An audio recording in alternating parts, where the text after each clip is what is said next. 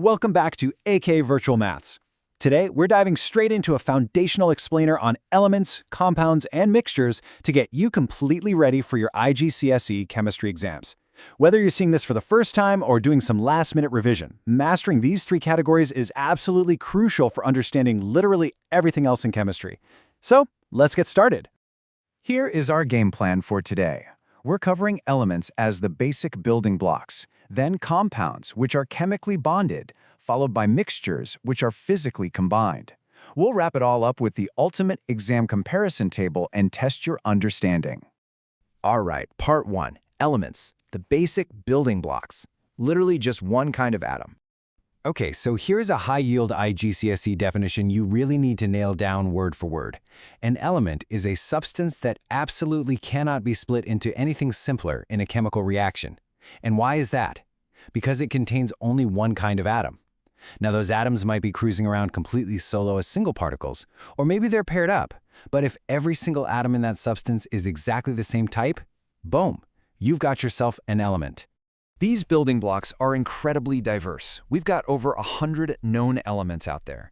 To make life easier for us, every single one gets a unique 1- or 2-letter chemical symbol. You've got C for carbon, Fe for iron. Some make total sense, right? But others are a bit of a history lesson, like K for potassium, which comes from its old Latin name, kalium. Oh, and here's a crazy fact for you. The rarest naturally occurring element, francium, it's so incredibly scarce there's probably only about 20 to 30 grams of it on Earth at any given time. Mind-blowing, right? Let's look at some everyday examples you're going to see constantly on your syllabus. Take the air you're breathing right this second. It contains argon, existing as single, unattached atoms. It also has nitrogen, which floats around as a molecule where two nitrogen atoms are joined together, but hey, since it's only nitrogen atoms, it is still an element.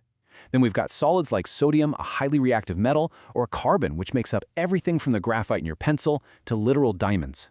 Moving on to part 2, compounds. Things that are chemically bonded together in fixed proportions with specific chemical formula. If you're taking notes, definitely highlight this. A compound is formed by the chemical combination of two or more elements in fixed proportions. Listen, the absolute critical exam terminology here is chemically combined and fixed proportions. This isn't just some random mix. These atoms are locked together by chemical bonds.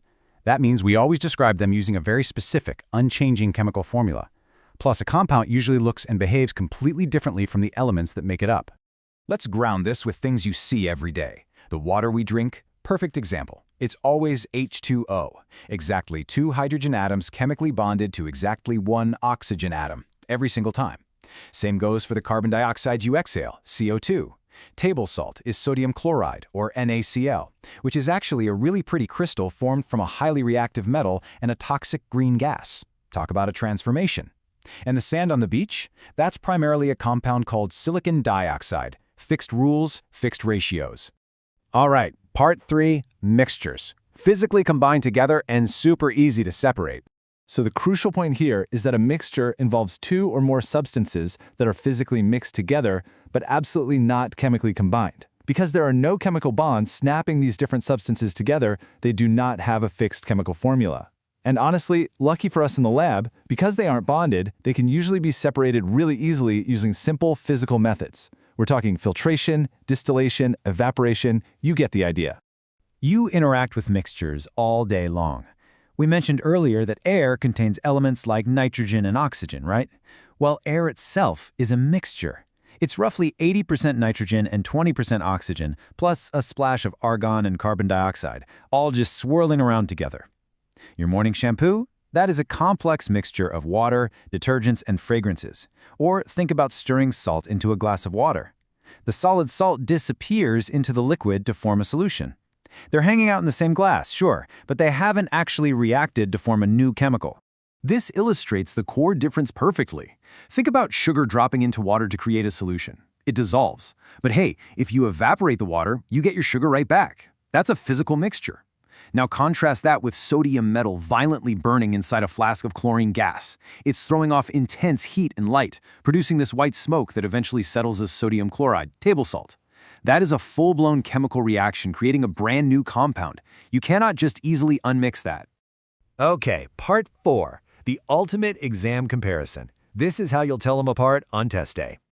Seriously, take a screenshot right now. This is basically your cheat sheet. Let's run through it. Composition: an element is just one kind of atom, a compound is atoms of different elements, a mixture is different entire substances. Bonding: compounds are chemically bonded, mixtures are not. Separation: you can't split an element further. To split a compound, you're going to need a heavy-duty chemical reaction. But a mixture, simple physical means will do the trick. And finally, formulas. Elements get a simple symbol, compounds get a fixed formula like H2O, and mixtures, no fixed formula at all, because you can mix them up however you want. Almost done. Part 5. Test your understanding with some IGCSE practice questions. Let's start with a classic trick question about the atmosphere. Think about what we just discussed regarding all those gases swirling around us.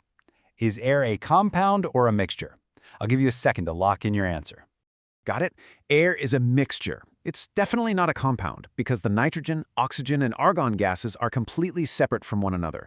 They are not chemically bonded. Plus, they retain their own individual properties, and the exact percentages can actually vary a bit depending on where you are on Earth. No fixed bonds, no fixed ratio, has to be a mixture. Moving on to question 2. Let's test your specific exam vocabulary here. We know single particles are just atoms, but what is the exact scientific term for a small group of atoms bound together, like in water or bromine? The magic word is a molecule. A molecule is the basic unit of many substances where covalent bonds hold 2 or more atoms together. Just remember, a molecule can be an element, like 2 nitrogen atoms paired up, or it can be a compound, like 2 hydrogens and an oxygen making water. The key takeaway is that it's a discrete group of joined atoms. All right, final question. Let's see if you can decode a chemical formula.